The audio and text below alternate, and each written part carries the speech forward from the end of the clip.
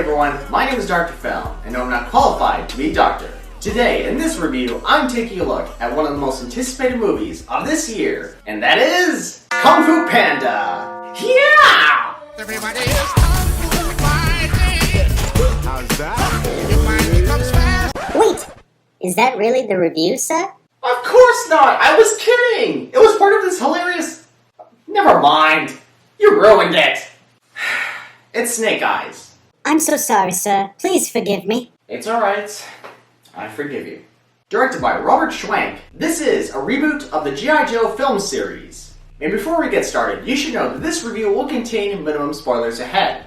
And no, to answer your question, I'm not familiar with the G.I. Joe cartoon series. Now we got that covered, let us begin. Let's first talk about our main ninja, Snake Eyes, played by Henry Golding. He was awesome and pathetic, and you have to give this actor some praise for his performance as a lone fighter searching for his destiny. We're talking about the same actor here who has been in Crazy Rich Asians and The Last Christmas. The same actor who got shot twice, once in the chest and one in the... Whoa! Right in the batteries! In the...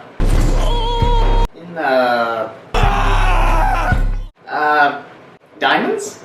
Did you get the diamond? However, his character arc was bland. For instance, the revenge plotline.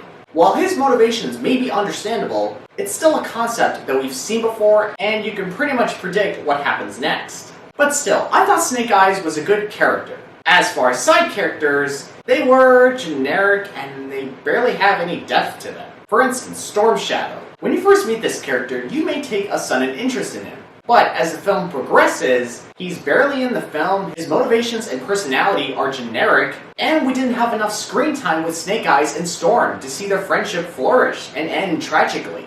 And the way they turn him into a villain at the end of the film could have been handled better. As for the rest, yeah, I couldn't really connect with them, and they weren't exactly original. I mean, come on, a blind martial artist? Gee, I wonder I've seen that before!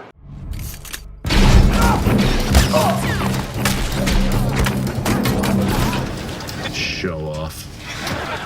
I thought so. Oh, and as for Scarlet, played by Samara Weaving, she was only there to recruit Snake Eyes into G.I. Joes. That's it. And I think it would have been fine if she only appeared as a cameo, because when she enters in the second act, she doesn't leave quite an impact on the story. It's like you would forget she's in the movie, but she is. And honestly, I prefer Samara Weaving's character Grace from Ready or Not than this character. At least that character has a personality. Hide and seek? Are we really gonna play that? Found her. Go! Go!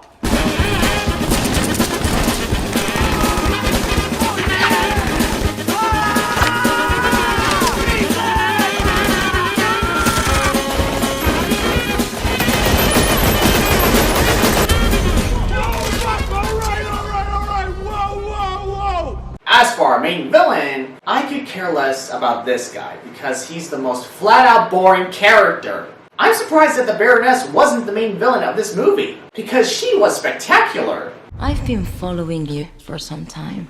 Do I know you? I know you, Snake Eyes.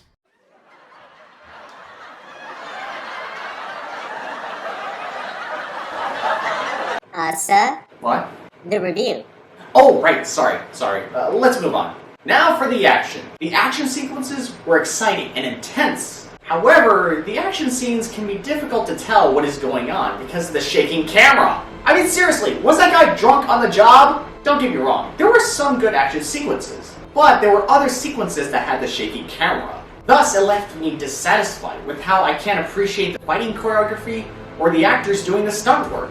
But to be clear, the action wasn't as bad as the action in this movie.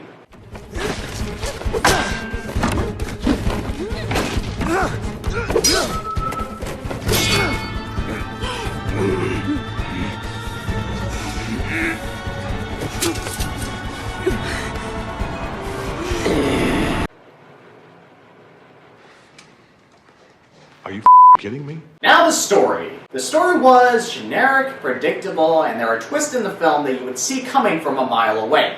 As I mentioned before, Snake Eyes' revenge plotline was foreseeable, and I was hoping that they would add something new or subvert our expectations. But no, it is what it is.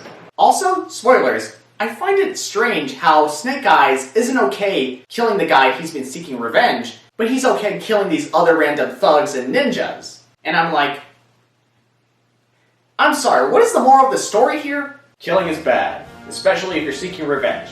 But if you're a G.I. Joe, you're a good man. That makes no sense. Overall, this film has stale characters, a dry narrative, and action scenes that needed more work. That's why we have editing, you fools! But to be fair, the film has a great main lead, and some action scenes were promising. And between you and me, this film was alright, by my standards. But the film is slightly better than the other G.I. Joe movies. That I can assure you. So yeah, I don't know what's going to happen, but it is a possibility that we're going to get another G.I. Joe movie. If it does, let's hope it does a lot better than this one. Snake Eyes scores a 7 out of 10. Well, that's the end of this review. I hope you enjoyed it. If you did, please subscribe to my channel, and you can follow me on Instagram at DrFilmRonSays for updates on my channel. And as always, I will see you guys in our next appointment.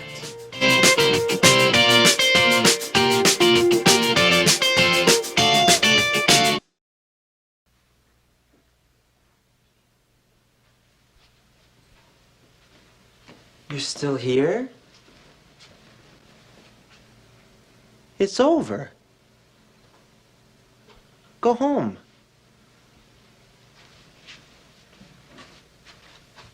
Go.